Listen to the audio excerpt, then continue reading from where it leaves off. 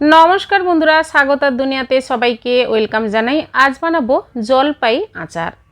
জলপাই আচার বানানোর জন্য আমি নিয়েছি 250 গ্রাম জলপাই। সবার প্রথমে ভালোভাবে ধুয়ে পরিষ্কার করে নিতে হবে।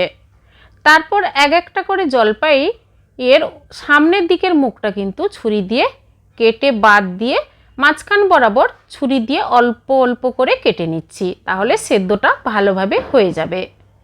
সবগুলো জলপাই এভাবে আমি ছুরি দিয়ে কেটে নিচ্ছি, আপনারা বটি দিয়ে কেটে নিতে পারেন।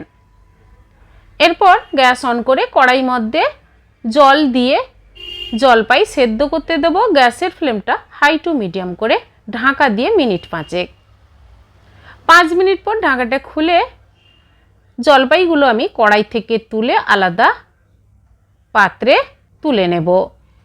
আর সেদ্ধটা কিন্তু আপনারা একদম গলে যাওয়ার মতো সেদ্ধ করবেন না, 80% মতো সেদ্ধ হয়ে যাবে, সেইভাবে করে নেবেন। এবার একটা ভাজা মশলা তৈরি করে নিচ্ছি।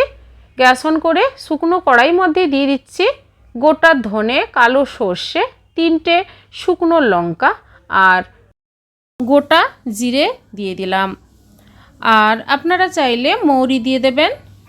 এবার গ্যাসের ফ্লেমটা লো রেখে কিছুক্ষণ ভেজে আলাদা প্লেটে রেখে ঠান্ডা করে গুঁড়ো করে নেব মশলা।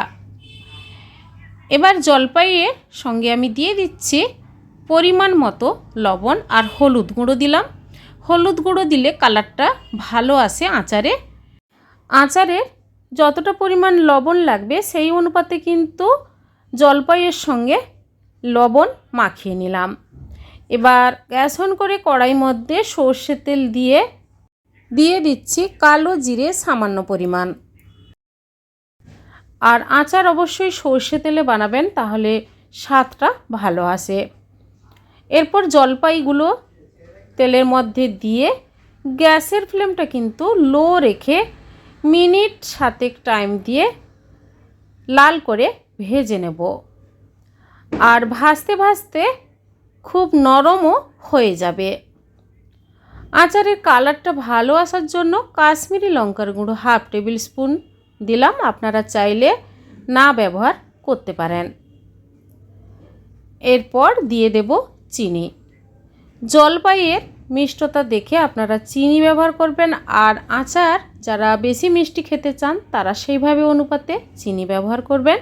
আমি এখানে 1/2 বাটি চিনি দিলাম। এবার গ্যাসের ফ্লেম লো রেখে চিনিটা আচারের সঙ্গে ভালোভাবে গলিয়ে নিতে হবে। জলপাইগুলো আমি অল্প করে ম্যাশ করে নিচ্ছি এভাবে।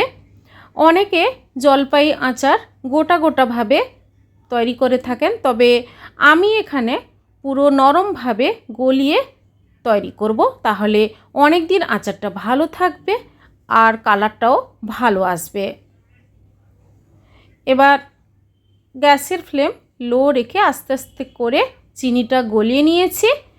এরপর দিয়ে দেব ভাজা মশলা। ভাজা মশলা দেওয়ার পর নাড়াচাড়া করে গ্যাস অফ করে দেব। তারপর কিছুক্ষণ স্ট্যান্ডিং টাইমে রেখে বাড়িতে যে কোনো কাঁচের জার থাকলে আপনারা জলপাইয়ের আচার রেখে দেবেন, অনেক দিন ভালো থাকবে। এইভাবে বন্ধুরা জলপাইয়ের আচার বাড়িতে বানান। কেমন হয়েছে রেসিপিটি কমেন্ট করে অবশ্যই জানাবেন, লাইক করবেন। আর আমার চ্যানেলে নতুন বন্ধু হতে চাইলে আমার চ্যানেলটি সাবস্ক্রাইব করে নেওয়ার অনুরোধ থাকলো বন্ধুরা। আজই পর্যন্ত, আবার হাজির হব যে কোনো সময় নতুন কোনো রেসিপি নিয়ে। সবাই ভালো থাকুন, সুস্থ থাকুন, ধন্যবাদ।